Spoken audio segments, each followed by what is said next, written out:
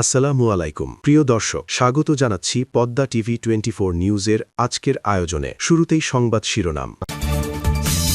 প্রথমেই জানিয়ে দিব, এদিকে গোপালগঞ্জে আওয়ামী লীগের অ্যাকশন শুরু।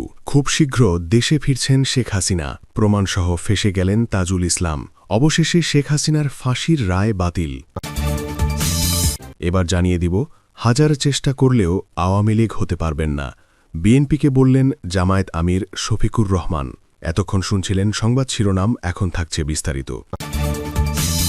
গোপালগঞ্জের কোটালীপাড়ায় আওয়ামী লীগের উদ্যোগে সাম্প্রতিক সময়ে একটি বড় সমাবেশ ও বিক্ষোভ মিছিল অনুষ্ঠিত হয়েছে, যেখানে দলটির কেন্দ্রীয় নেত্রী শেখ হাসিনাকে দেশে ফেরানোর দাবিতে নেতাকর্মীরা ঐক্যবদ্ধ অবস্থান প্রকাশ করেছেন।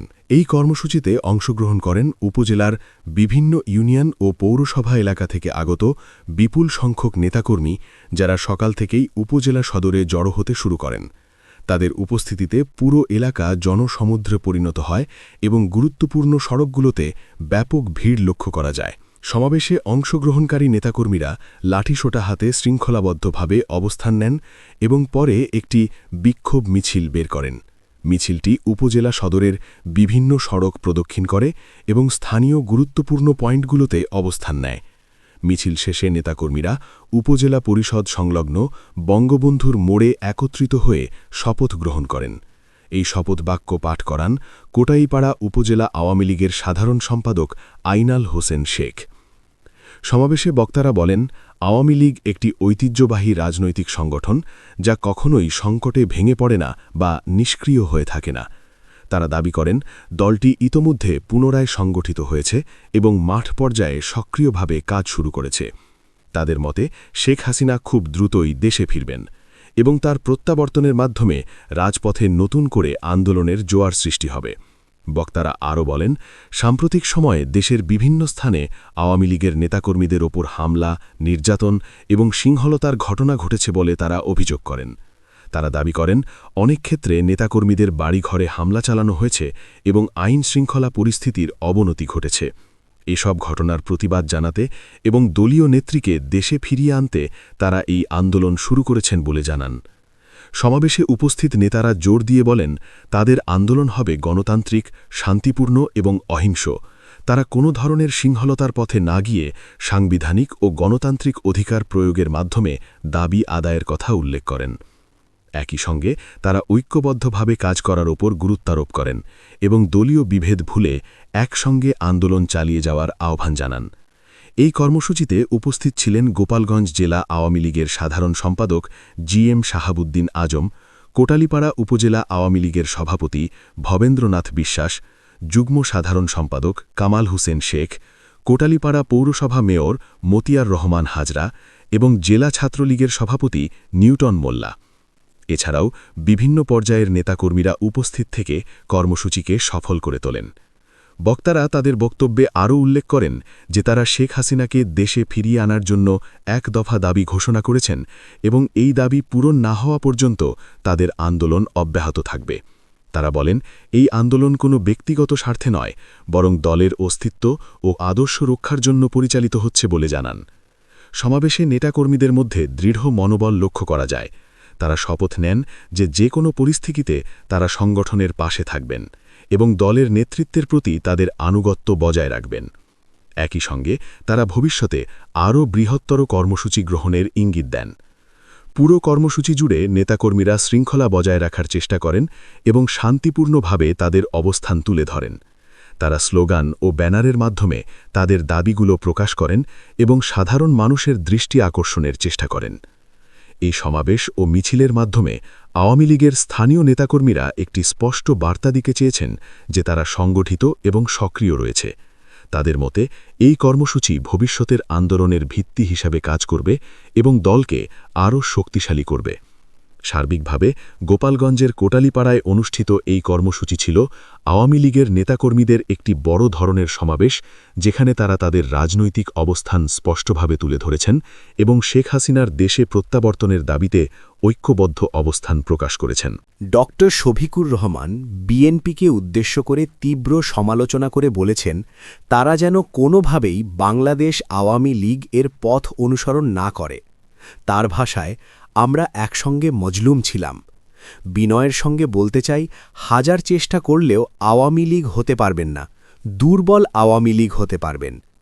এই বক্তব্যের মাধ্যমে তিনি বিএনপির সাম্প্রতিক রাজনৈতিক অবস্থান ও কর্মকাণ্ড নিয়ে গভীর অসন্তোষ প্রকাশ করেন। শনিবার ২৫শে এপ্রিল রাজধানীর সোহরাওয়ার্দী উদ্যানে আয়োজিত এক বৃহৎ সমাবেশে তিনি এসব কথা বলেন। এই সমাবেশটির আয়োজন করে বাংলাদেশ জামায়াতে ইসলামী। সমাবেশটির মূল দাবি ছিল গণভোটে প্রাপ্ত গণরায় বাস্তবায়ন করা এবং জুলাইয়ের শহীদদের স্মৃতিতে জাতীয় ঐক্য গড়ে তোলা। এতে অংশ নেন জুলাই আন্দোলনের শহীদ পরিবার এবং আন্দোলনে অংশগ্রহণকারী যোদ্ধারা। বক্তব্যে ড. শফিকুর রহমান বলেন, বিএনপি এখন এমন একটি রাজনৈতিক অবস্থান নিচ্ছে যা অতীতে তারা নিজেরাই সমালোচনা করত। তিনি অভিযোগ করেন, বিএনপি এখন সেই পতিত ও পালিয়ে যাওয়া ফ্যাসিবাদের পথ অনুসরণ করছে যাদের বিরুদ্ধে একসময় তারা আন্দোলন করেছে। তার মতে এই পরিবর্তন শুধু রাজনৈতিক অবস্থানের নয়, বরং আদর্শগত বিচ্যুতিরও প্রতিফলন। গণভোট প্রসঙ্গে তিনি বিশেষভাবে ক্ষোভ প্রকাশ করেন। তিনি বলেন, একটি নির্বাচনে যদি ৫১% ভোট বিএনপির পক্ষে যায় তারা সেটি গ্রহণ করে, কিন্তু যখন ৭০% মানুষ গণভোটের পক্ষে মত দেয় তখন তারা সেটিকে অস্বীকার করে। তার ভাষায়, তারা ৫১% মানে, কিন্তু ৭০% মানে না। এটা লজ্জাজনক এবং দুঃখজনক। তিনি মনে করেন এই দ্বিমুখী অবস্থান গণতন্ত্রের মূল চেতনাকেই প্রশ্নবিদ্ধ করে। তিনি আরও বলেন যে ৭০% মানুষ গণভোটের পক্ষে মত দিয়েছেন, তাদের সেই রায় বাস্তবায়িত হলে দেশ থেকে প্রকৃত অর্থে স্বৈরতন্ত্র বা ফ্যাসিবাদ বিদায় নেবে। তার মতে জনগণের মতামতকে অগ্রাহ্য করে কোনো রাজনৈতিক দল দীর্ঘমেয়াদে টিকে থাকতে পারে না। আওয়ামী লীগ প্রসঙ্গে তিনি বলেন, অতীতে দলটি তাদের পোষ্য ও লাঠিয়াল বাহিনী ব্যবহার করে সমাজের প্রতিটি স্তরে আধিপত্য বিস্তার করেছিল, কিন্তু কঠিন সময়ে সেই বাহিনী তাদের পাশে দাঁড়ায়নি। এই উদাহরণ টেনে তিনি বিএনপিকে সতর্ক করে বলেন, একই ধরনের পথ অনুসরণ করলে তাদেরও একই পরিণতি হতে পারে। ডাক্তার শফিকুর রহমান বিএনপির বিরুদ্ধে জাতির সঙ্গে প্রতারণার অভিযোগও তোলেন। তিনি বলেন, বিএনপি এখন প্রায় প্রতিটি গুরুত্বপূর্ণ বিষয়ে বিরোধিতা করছে, এমনকি নিজেদের ঘোষিত ইশতেহারের সঙ্গেও সাংঘর্ষিক অবস্থান নিচ্ছে। তার মতে এটি শুধু রাজনৈতিক ভুল নয়, বরং জনগণের সঙ্গে সরাসরি প্রতারণা। তিনি আরও মন্তব্য করেন যে বিএনপি এমনভাবে বিরোধিতা করছে যেন তারা নিজেরাও বুঝতে পারছে না তারা কি করছে। আমার মনে হয় তারা যে বিরোধিতা করছে এই জ্ঞানটাও তারা হারিয়ে ফেলেছে, বলেন তিনি। এই বক্তব্যে বিএনপির বর্তমান নেতৃত্ব ও কৌশল নিয়ে তার হতাশা স্পষ্ট হয়ে ওঠে। বিএনপির প্রতি সরাসরি বার্তা দিয়ে তিনি বলেন, প্রিয় বিএনপি, ভুলে যাবেন না, এই জুলাই না হলে, এই মায়েদের, বাবাদের, ভাইদের, বোনদের সন্তানেরা জীবন না দিলে আপনারা ক্ষমতা ভোগ করতে পারতেন না। তিনি স্মরণ করিয়ে দেন, জুলাইয়ের আন্দোলন এবং শহীদদের আত্মত্যাগের ফলেই বর্তমান রাজনৈতিক বাস্তবতা তৈরি হয়েছে।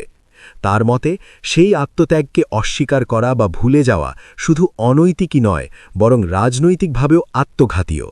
তিনি বিএনপিকে আহ্বান জানান, তারা যেন জনগণের আবেগ, ত্যাগ এবং প্রত্যাশাকে সম্মান করে এবং সেই অনুযায়ী তাদের রাজনৈতিক অবস্থান নির্ধারণ করে। সমাবেশে উপস্থিত অন্যান্য বক্তারাও একই সুরে বক্তব্য দেন এবং গণভোটের রায় বাস্তবায়নের দাবি জানান। তারা বলেন, জনগণের ভোট ও মতামতের প্রতি শ্রদ্ধা জানানোই প্রকৃত গণতন্ত্রের ভিত্তি। এই ভিত্তি উপেক্ষা করলে কোনো রাজনৈতিক শক্তি দীর্ঘস্থায়ী হতে পারে না। সার্বিকভাবে এই সমাবেশে ডাক্তার শফিকুর রহমানের বক্তব্য ছিল বিএনপির প্রতি একটি সতর্কবার্তা এবং একই সঙ্গে রাজনৈতিক দিক নির্দেশনা। তিনি স্পষ্টভাবে জানিয়ে দেন যে অতীতের ভুল থেকে শিক্ষা না নিলে ভবিষ্যতে আরও বড় রাজনৈতিক সংকটের মুখে পড়তে হতে পারে। তার বক্তব্যে গণতন্ত্র, জনগণের রায় এবং রাজনৈতিক সততার গুরুত্ব বিশেষভাবে উঠে আসে।